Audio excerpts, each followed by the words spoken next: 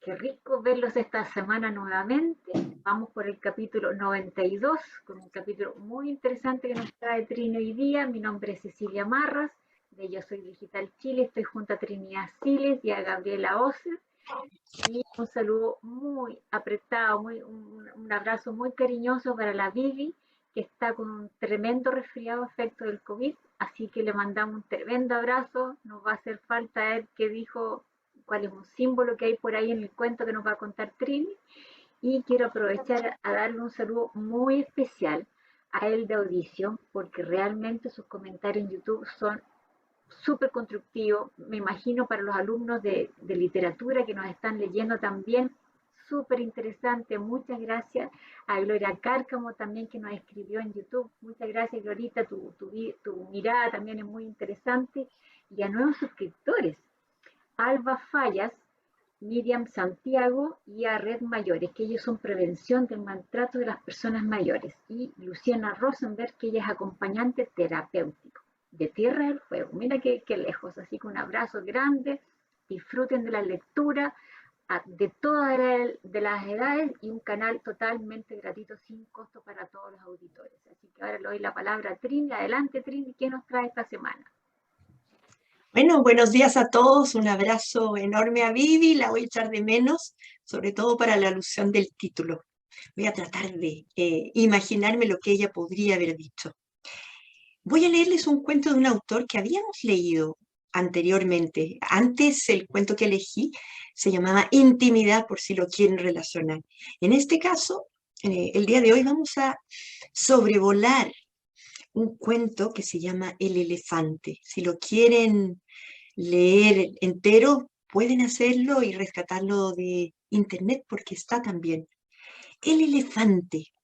Raymond Carver. Sabía que era un error dejarle aquel dinero a mi hermano Billy. Él no podía pagar el plazo de la casa. Dijo que me devolvería esos $500 que me pedía prestados en febrero. Confía en mí, no te fallaré. ¿Qué otra opción me quedaba? El hombre quedó cesante y el subsidio se le había acabado, al igual que los ahorros.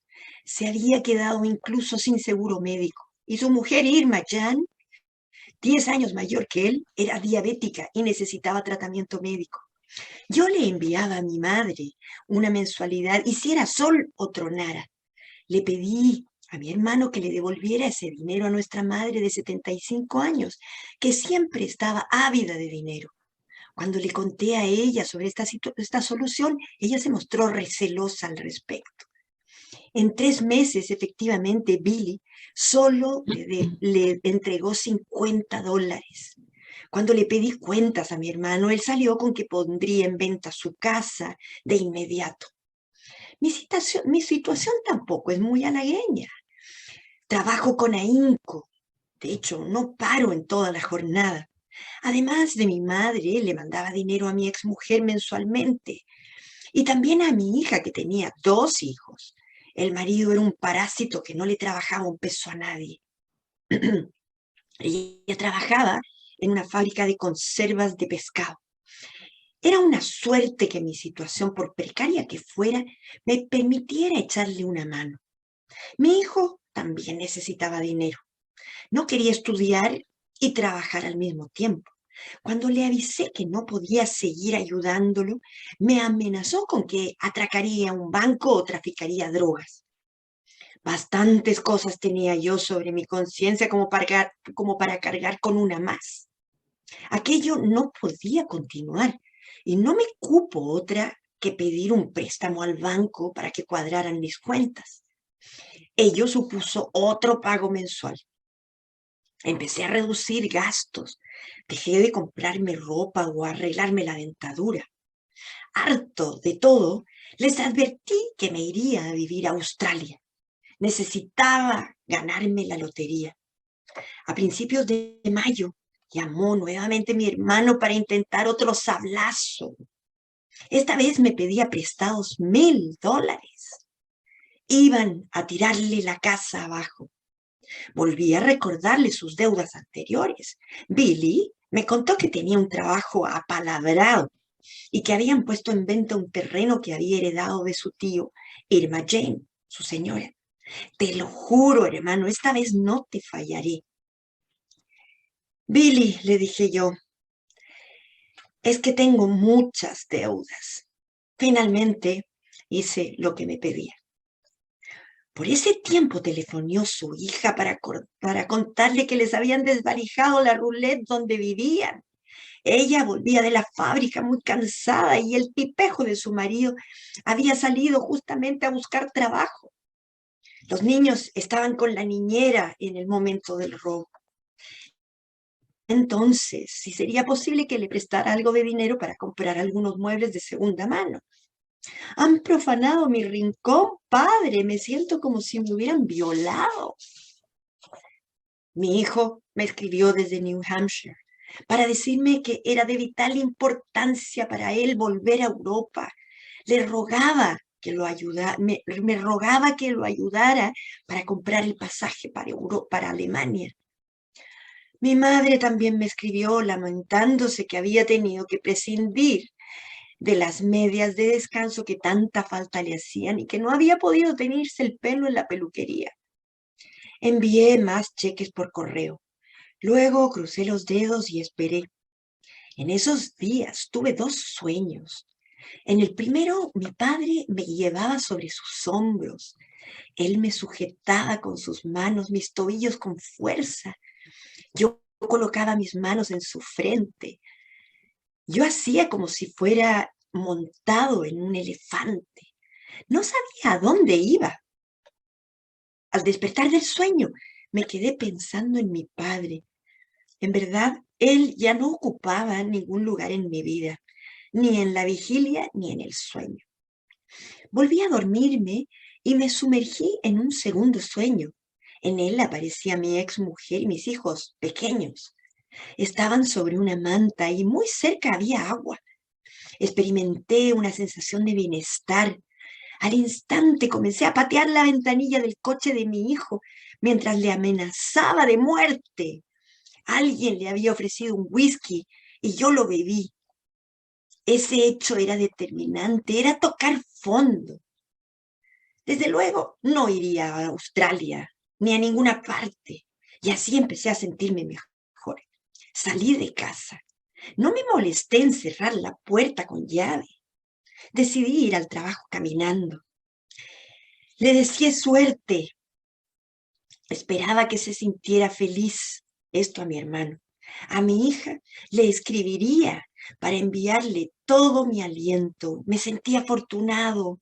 Buena suerte también a ti, hijo mío. Seguí andando luego, silbé, levanté los brazos como un pobre chiflado. Me sentí con el derecho a hacerlo. Me encontré con George, un amigo del trabajo que me invitó a subir a su auto. ¿Siempre vas con los brazos así por la carretera?, me preguntó. Él comenzó a conducir muy deprisa. Entonces encendí un cigarrillo y luego me eché atrás en el asiento. Íbamos a gran velocidad. Él acababa de pedir un préstamo para reparar el motor de su auto. Pisó a fondo el acelerador.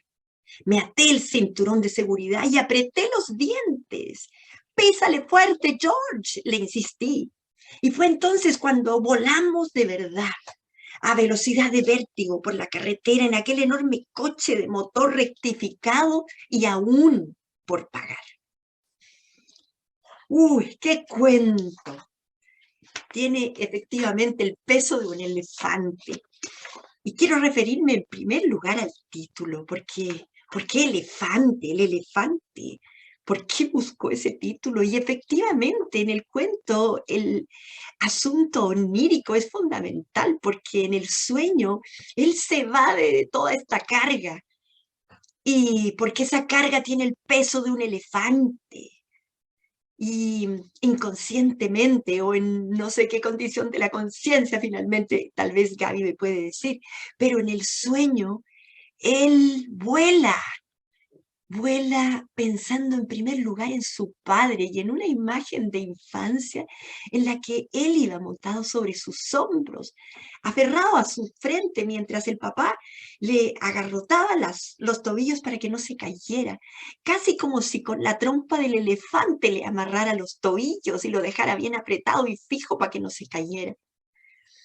Y no era él un elefante, pero lo que él sintió sobre sus hombros y que él mismo fue incapaz de ir parando a tiempo, esa carga con la que fue sobrepesando la mochila en su espalda, porque nunca supo decir que no a nada, porque era débil, porque era un hombre que era incapaz de decirle que no a nadie. Y esto a costa de sí mismo, a costa de incluso préstamos que después iba a ser incapaz de pagar.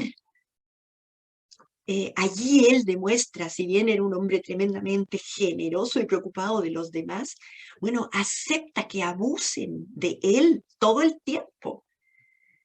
Efectivamente, aquí en este cuento, la estructura que tiene nos mantiene a todos los lectores con una tensión permanente porque no sabemos en qué minuto este hombre o qué va a hacer o en qué minuto les va a decir, ya no puedo más y se acabó.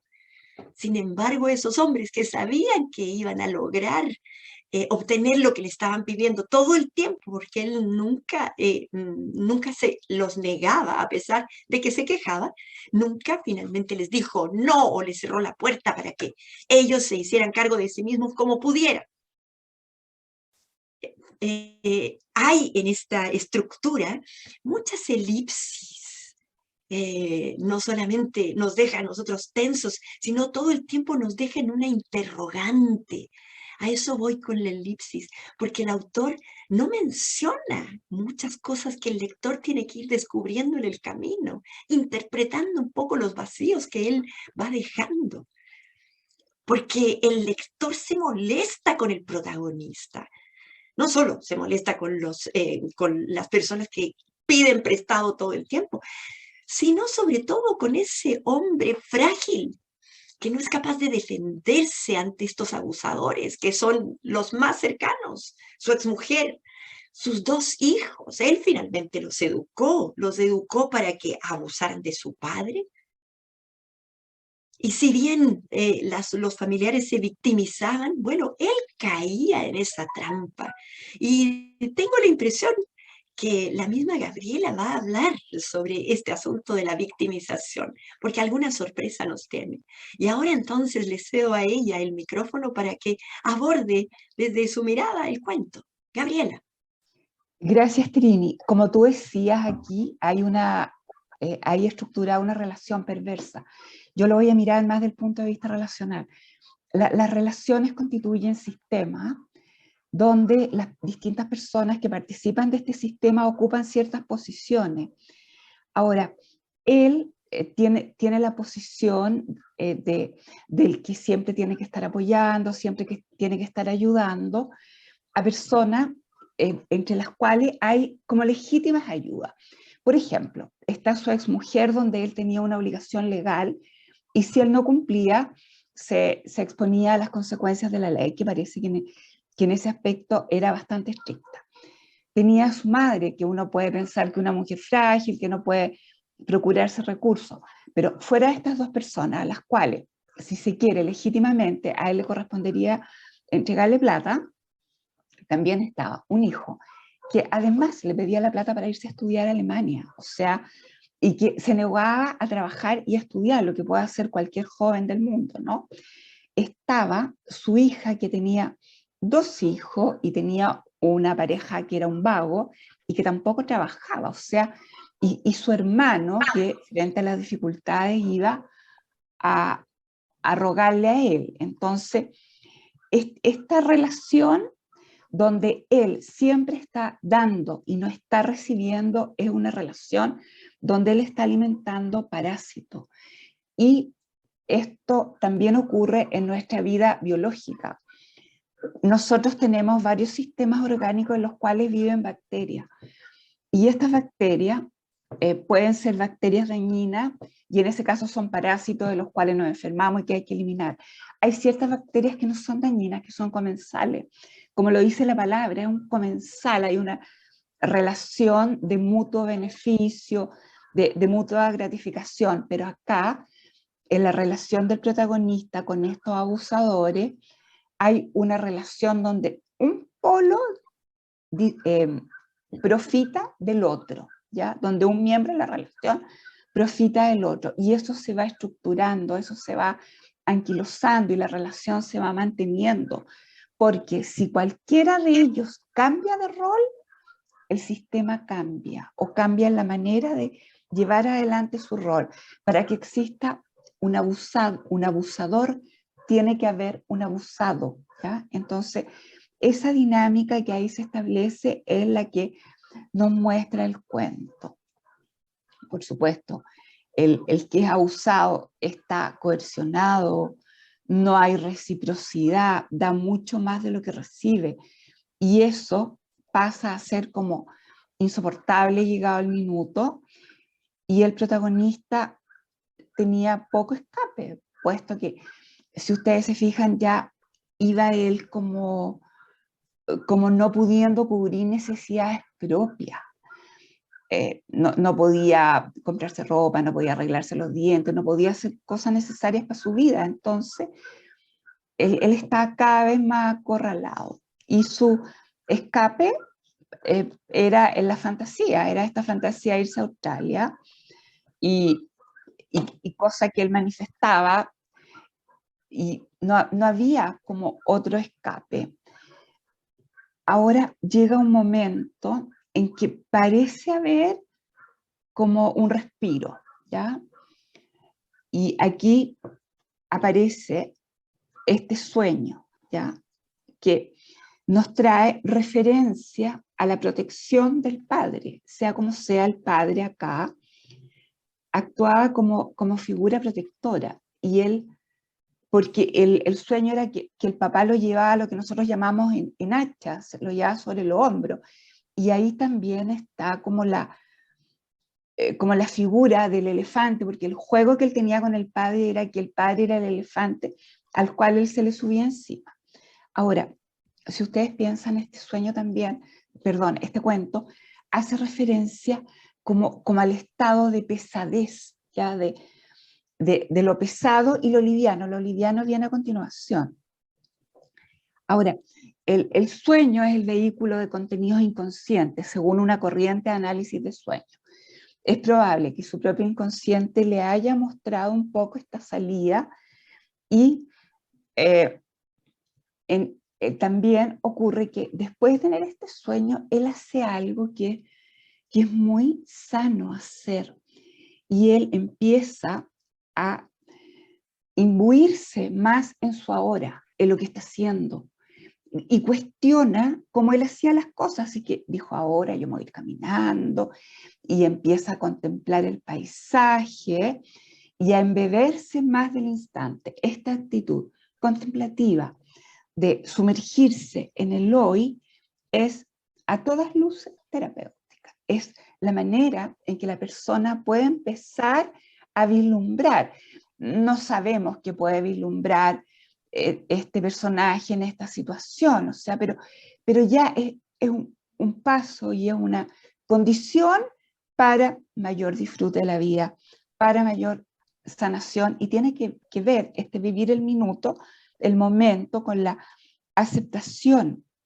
Y ahí aparece este compañero de trabajo en este coche, que casualmente está reparado también con plata prestada, con un elemento que el protagonista siempre estaba teniendo que entregar, y ahí aparece algo que es lo opuesto al elefante, que es el movimiento, que es lo liviano, que es la velocidad, ¿ya?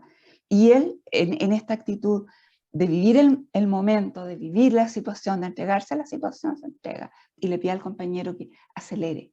Y todos sabemos que la aceleración en un auto es exquisita, o sea, es una vivencia que da mucho gusto, mucha alegría.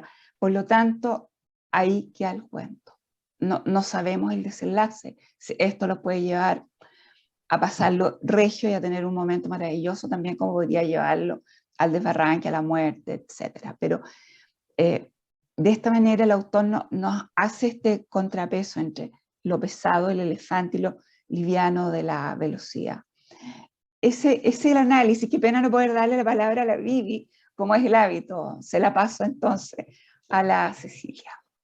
Gracias Trini, gracias Gaby. Mira, me encanta este programa porque Trini nos relata la parte literaria y también se apodera del personaje y nos hace un camino literario súper entretenido, y Gaby nos da la parte psicológica que, pucha, ¿cuántas veces nos vemos que en nuestros propios hogares pasa esto? Entonces, qué fácil ir donde una psicóloga y pedir ayuda.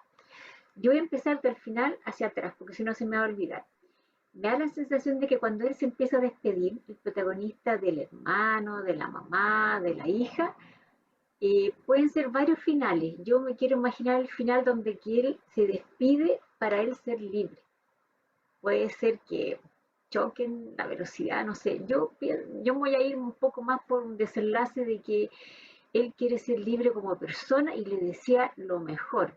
A ver cómo se van a desenvolver, que en el fondo, si una psicóloga, yo voy a una psicóloga y me dice qué es lo que tengo que hacer, es el consejo. En el fondo, que no es necesario que yo me vaya a Australia para dejar que la familia del protagonista pueda ser autónoma y trabaje. O sea, que trabaje, que estudie, que se desenvuelva. Te creo ya la mamá, que es una persona mayor, ayudarla económicamente, pero yo creo que hay cositas que la mamá también puede cooperar con el hijo. Eh, pero yo voy a tirar al final como eso, que él se despide y empieza a hacer su vida y es desahogarse.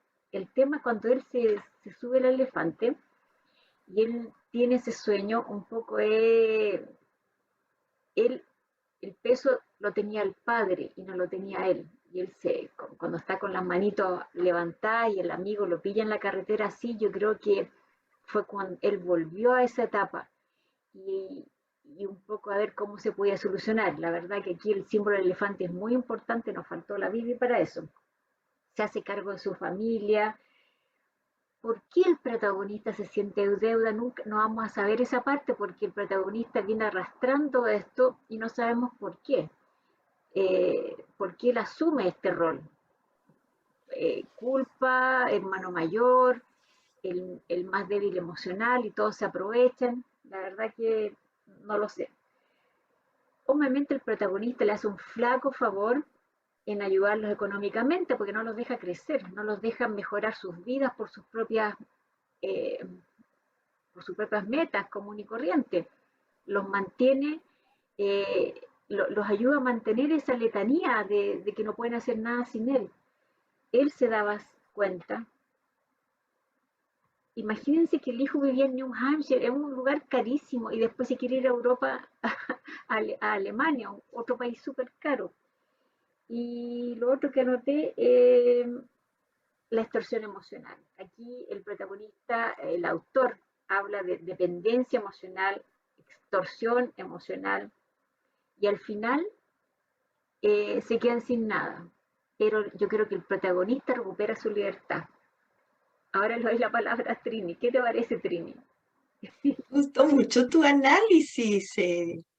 Muy bien, Cecilia, estoy muy de acuerdo, ¿no? En la interpretación que le das al título. Efectivamente, el hecho de él estar sobre el padre es una ansiedad que tiene de poder él tener un piso sobre el que en el cual él puede descansar. Entonces recurre al padre inconscientemente y siente además que estando allí él puede levantar las manos y ser libre finalmente. Es un deseo que no ha realizado, pero que finalmente ansía cometer. Quizá lo hace al final del cuento, ¿no? Es por lo menos mi interpretación. Hablarles algo del autor es necesario porque Raymond Carver representa para los norteamericanos un pilar en la literatura. Efectivamente, él nació en 1938. Y muere en 1988, o sea, alcanza a tener, ayúdenme, 60 años, poco, ¿no? Sí, tiene 2 hijos, tiene 2 matrimonios, el segundo es más permanente, lo acompaña hasta el final, pero gana 6 veces el premio O. Henry, lo que nos hace ver que era un cuentista de primera. Sí, él además era un gran admirador de 2 autores que yo quiero reconocer ahora. Uno es Anton Chekhov, es su maestro, y de Anton Chekhov hereda una línea intelectual y literaria determinante, en el sentido en que él, por su lado, tanto como lo hacía Chekhov, no toma partido por nada ni por nadie. Él se independiza siempre.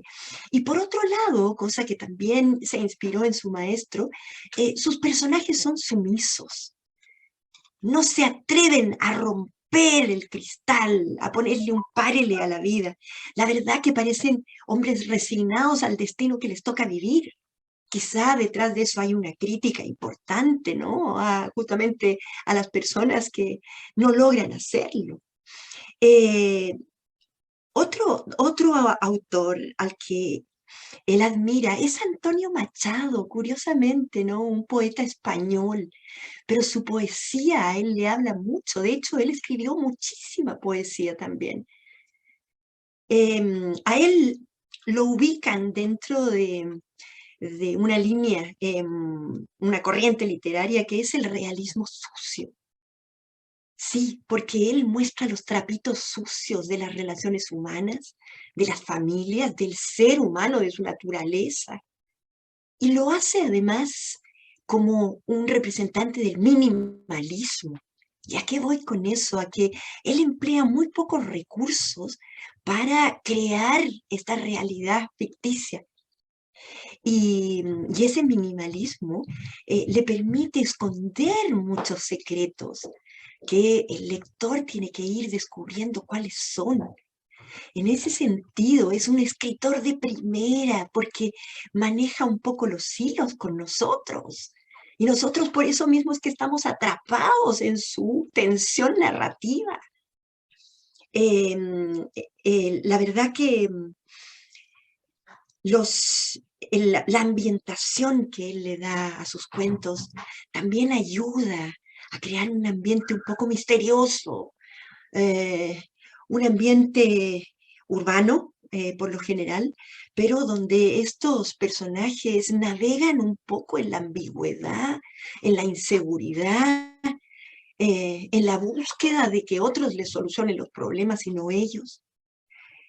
Es un autor, la verdad, de primera, porque no solo maneja estructuras de cuentos muy bien armados y que en los que finalmente se produce un quiebre al final y los lectores quedamos sorprendidos con el final que nos está proponiendo. Incluso nos perdemos porque no estamos seguros si ese podría o no ser el final. En ese sentido, ¿no? El autor, eh, dentro de esa atmósfera incierta, también le coloca una nota de humor negro incluso en algunos sentidos, ¿no? Pero es mordaz y además es fino. Y yo me saco el sombrero por este escritor porque le hace además en su literatura un homenaje a sus maestros. Tanto así que tiene un cuento que se lo recomiendo desde ya, que se llama Las 3 rosas amarillas, y que está dedicado a Chekhov, a su muerte, a cómo fue su final. Y él se sienta en su casa en Estados Unidos cuando sabe que, bueno, cuando reconoce su muerte y le escribe entonces este sentido cuento que es maravilloso y que también se lo recomiendo. Y con esto, bueno, cierro mi participación y le entrego de nuevo el micrófono a Gabriela. Gracias, Trini. Quiero reflexionar sobre algo.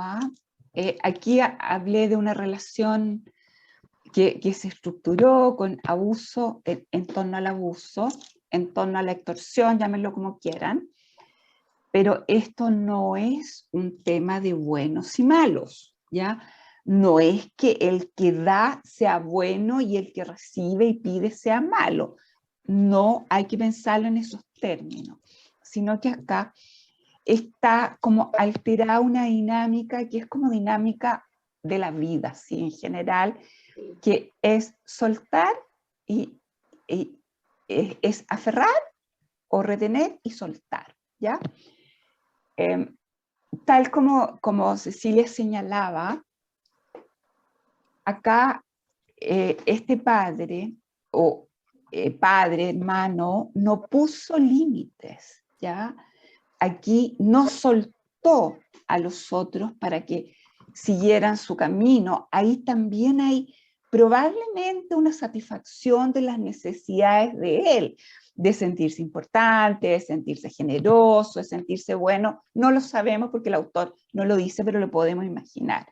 Entonces, él no suelta en su momento, no soltó, sino que se instaló en el movimiento de aferrarse, ya de retener.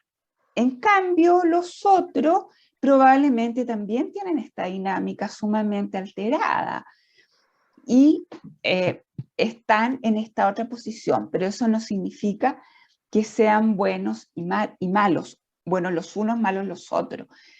Al protagonista también le faltó algo que es bien necesario en la vida, que es un sano egoísmo, que es un hacerse cargo de sí mismo, de sus propias necesidades, y eso requiere esta postura del límite. Los límites son sanos, por algo existen, ¿ya?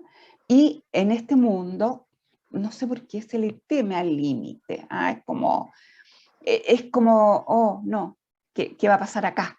Los límites son necesarios porque nosotros necesitamos diferenciarnos del resto. Ahora, yo diría que este cuento deja como 3 moralejas, como que pone el foco en 3 temas psicológicos que son bien relevantes para poder tener una vida donde esta dinámica de soltar y aferrar, elefante, velocidad, si lo queremos remitir al cuento, se dé sanamente. Una es la conciencia, es el estar con los ojos bien abiertos, bien alerta en general. Después está el ser capaz de soltar, ¿ya? Que es un movimiento que tiene mucha dificultad, el soltar, el dejar ir, el confiar en el otro, en sus posibilidades, en soltar, en último término.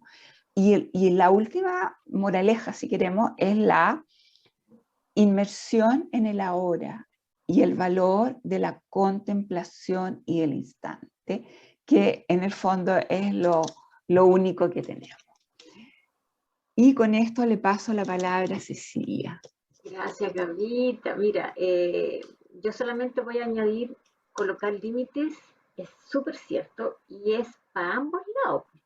Tanto que el protagonista le haya puesto límite a ellos y ellos también le hubiesen puesto límite al hermano mayor y a decir que no. Pucha que después nos cuesta decir que no, ¿cierto? Y le voy a dar la palabra a Trini porque nos va a mostrar unas láminas.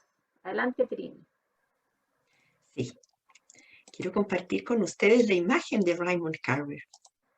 Mira qué guapo. Allí se ve desafiante, ¿no? Un hombre interesante, Raymond Carver. Un hombre fuerte que allí aparece con su primera mujer, con sus hijos, en la primera imagen, bueno, con su familia de niño y donde nace, bueno, su vida en general. Pero hay allí entonces algunas imágenes familiares que es bueno mirar allí junto con su segunda mujer y donde aparecen también algunos de sus logros. No solamente ganó 6 veces el premio O. Henry, que es de gran reconocimiento en Estados Unidos, el cuento, sino también recibió muchos otros honores. Es un hombre reconocido en Estados Unidos y sobre todo iniciador de, o más bien inspirador de muchos otros escritores posteriores, y no solamente norteamericanos. El mundo entero lo reconoce y le rinden mucho culto. Todo el tiempo lo mencionan, lo citan.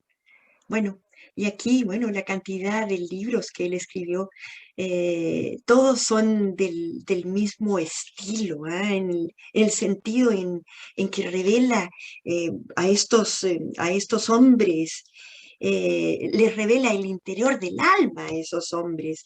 Y no solamente son el interior de almas que viven, sino que están heridas y que buscan por cualquier medio motivos para seguir viviendo. Ese es su gran tema. Como ven, hay también poesía en su literatura, mucha poesía. Bueno, por algo era un gran admirador de Antonio Machado. Sí, con esto yo entonces termino mi participación y los invito a seguir leyendo a Raymond Carver, porque no solamente son las rosas amarillas, sino que la verdad que la versatilidad que tiene en sus cuentos es infinita, entonces nos vamos a sorprender siempre con él. Muy bien, muchas gracias por su tiempo y nos veremos la próxima semana con otro autor. Un abrazo.